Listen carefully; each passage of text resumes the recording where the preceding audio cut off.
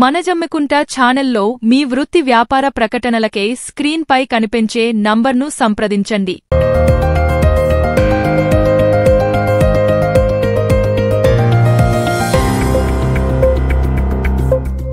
మన జమ్మికుంట మన local news కు స్వాగతం. తాజా వార్తల కోసం ఈ ఛానల్ను సబ్స్క్రైబ్ చేసుకుని బెల్ ఐకాన్ నొక్కండి.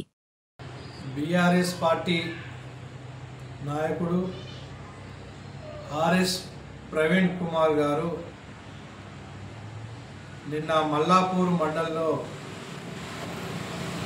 సభలో మాట్లాడుతూ తెలంగాణ రాష్ట్ర ముఖ్యమంత్రి రేవంత్ రెడ్డి పైన అనుచిత వ్యాఖ్యలు, మన రాష్ట్రానికి కేసులు మోపబడ్డ వ్యక్తిపై ఒక వ్యక్తి రాష్ట్ర ముఖ్యమంత్రిగా ఉండడం ఒక దురదృష్టకరమని ఒక తప్పుడు స్టేట్మెంట్ ఇవ్వడం జరిగింది. వారి పార్టీ కార్యక్రమంలో మాట్లాడుతూ మరి వారు ఆర్ఎస్ ప్రవీణ్ కుమార్ గారు ఒక సివిల్ సర్వెంట్గా, ఒక ఐపీఎస్ ఆఫీసర్గా పనిచేసిన వ్యక్తి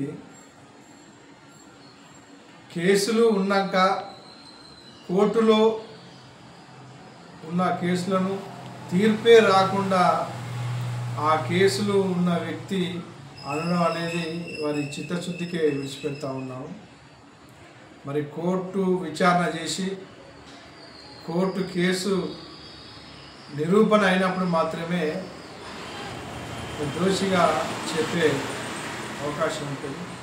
మరి ఒక తప్పుడు కేసులు ఆ రోజు ఉమ్మడి ఆంధ్రప్రదేశ్లో కానీ మరి బీఆర్ఎస్ ప్రభుత్వ పాలనలో తప్పుడు కేసులను ఆ రోజు బనాయించిన ఆనాటి ప్రభుత్వం నిరంకుశమైన పరిపాలనలో మరి పౌరులు వారి యొక్క ఆవేదన చెప్పుకోవటానికి, ఒక సమావేశం పెట్టుకోవటానికి, డిమాండ్ చేయడానికి కూడా పర్మిషన్ ఇవ్వని ఆ రోజుల్లో మరి ఆ రోజు వారు బీఎస్పీ నాయకునిగా వ్యవహరించినారు.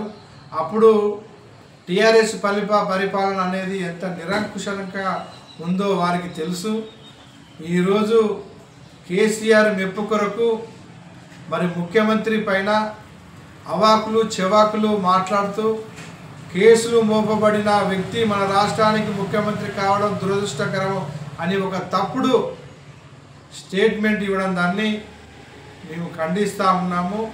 జమ్మికుంట బ్లాక్ కాంగ్రెస్ పార్టీ అధ్యక్షునిగా ఆర్ఎస్ ప్రవీణ్ కుమార్ గారు ఇచ్చిన స్టేట్మెంటును ఖండిస్తూ ఉన్నాము.